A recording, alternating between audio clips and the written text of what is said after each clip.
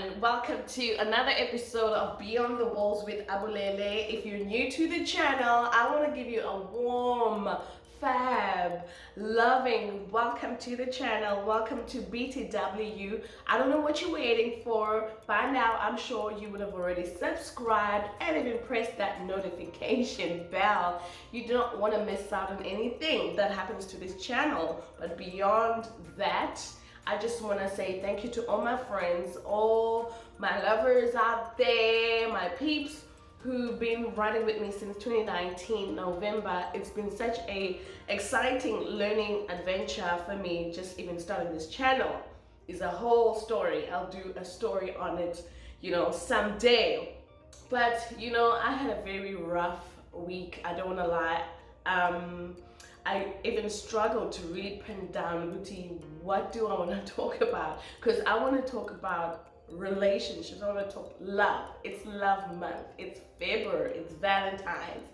And so I thought, you know what? I'll just put all the ideas I have in one glass jar, and I'll just simply pick out whatever I pick out and talk about that. So how's about spontaneity? It's not even a word. Spontaneity.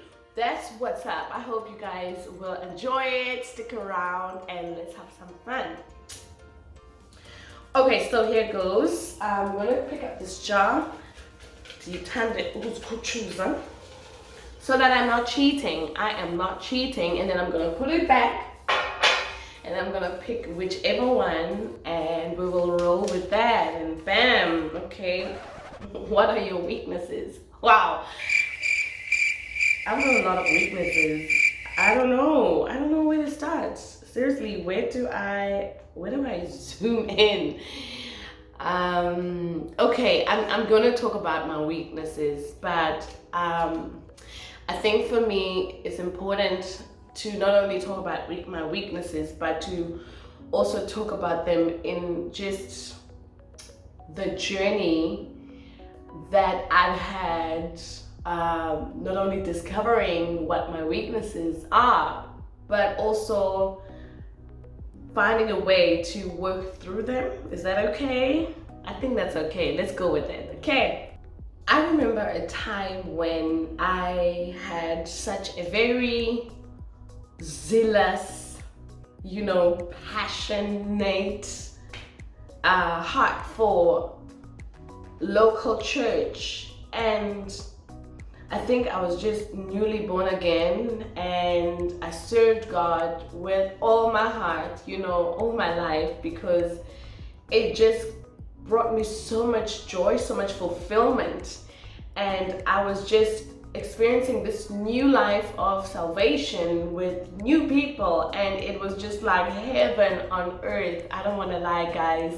I've met the most exciting, amazing people who've become my friends today. And quickly 6 years after that, I joined a different church, and I experienced a wonderful time there. But I think they began to be a change in my approach of serving God. I began to literally drown myself in the local church, so much so that I honestly feel like I lost a lot about who I am during that season. I didn't pay attention to me. I didn't pay attention to my family. I didn't pay attention to my studies. Guys, I was doing a master's degree during that time, and I literally forsook that and put it on hold. But I wasn't aware of that, though. In my heart, I thought I'm doing the best thing for my life. I'm doing the right thing. I'm giving my life, like all of it, to God. And I think 2 years or almost 2 years into that, I realized that I don't have a life, honestly. I don't have anything outside this group of people, beautiful people, but it felt like I couldn't move. I started to feel like I'm suffocating. I don't know if anyone has felt like that, but I started to feel like, okay, I'm suffocating. I can't even visit home when I want to visit home, how I want to visit home or be around my family. And, it was very unhealthy. I couldn't have friends. Like, I didn't really even go out for drinks. You know what I mean? Go out for coffee or lunch or whatever. I don't know what on earth I was doing with my life then.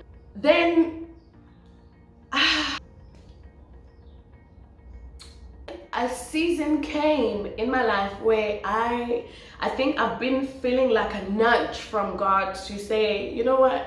You need to step out of this space and just trust me with your next season. And I thought, my goodness, where on earth do I go? I don't know anyone. Like, I've literally alienated myself from everyone that loves me, including my family, including my, fellow university mates and stuff. I've literally abandoned everything about me. I don't even know who I am. That's the crazy thing that I discovered after that I don't even know who on earth I am. And it's in those moments where I then began to detach from that community to literally journey towards finding God, finding myself, and finding my purpose, because I felt so empty after that. I don't know if anyone has ever gone through that, where you've given yourself so much so that you're so empty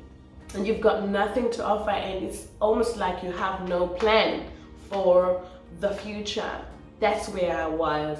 And it's in those moments where I would sit and cry out of the blue, and tears would literally roll down my face, and I'm just asking God, but why? How did I get here? Why did it have to go down this route? That one evening, God showed me a word. I think it was in Proverbs 29, verse 25.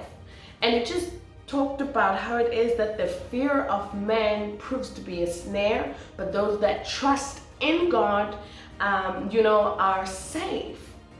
And that hit home so deeply, so strongly, that I began to cry like a baby, because I then realized that, oh snap, I had been operating in this idea of being a people pleaser. I was no longer living or serving to please God. I was actually serving to please a pastor, to please my fellow church friends. I was doing all that I was doing, no longer motivated by how I started out, which was to really go out for God and serve God. But now I was literally serving the church vision, and I'd actually forsaken the great shepherd. I did not know how to hear the shepherd for myself. Not that I even did not know. I think I did not give my Lord the chance, the opportunity to even have the first and final voice in my life.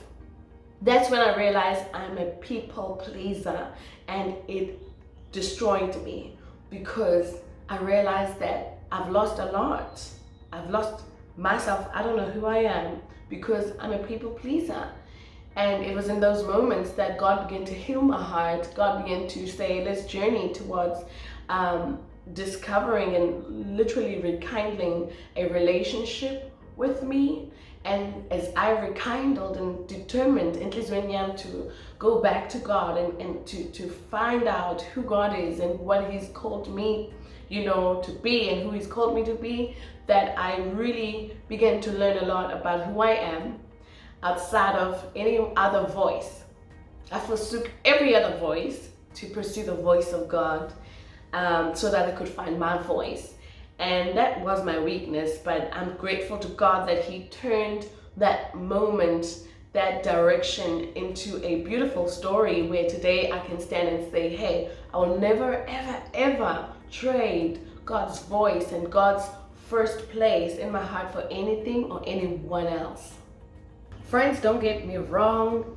I love local church. I believe in local church. I believe God's plan for our lives includes local church. We need a local community of believers in order for us to stay strong and empowered and uplifted by each other through gifting. All I'm saying is this: first, you and the Savior, you and the Shepherd, you and the Son of God, who places you within that local church. But never make a mistake to make local church your God. This took longer than I actually anticipated.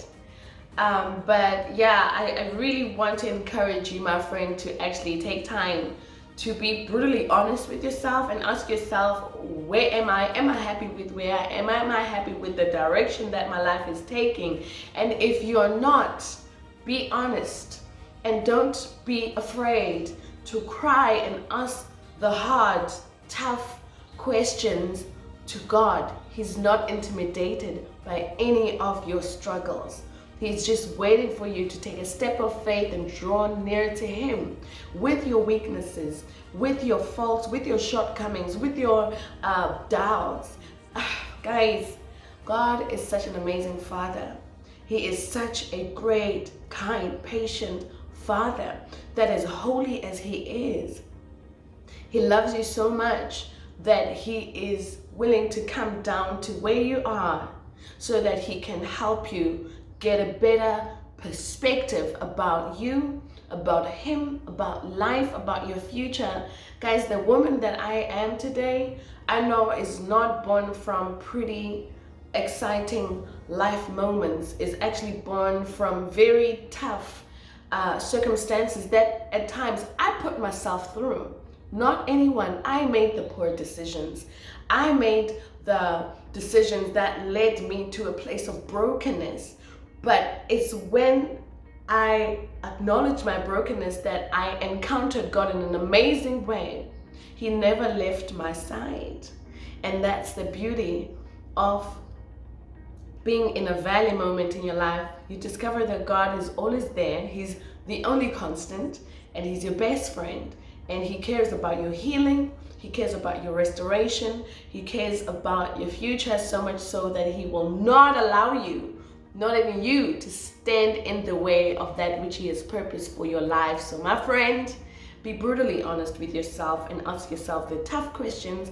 Ask God the tough questions and see where it goes. I love you so much, and I hope you guys have an amazing, amazing day going forward. You are so very loved, so very blessed, so very purposed for this life. Do what you need to do about it. I love you guys. Mwah, mwah, mwah.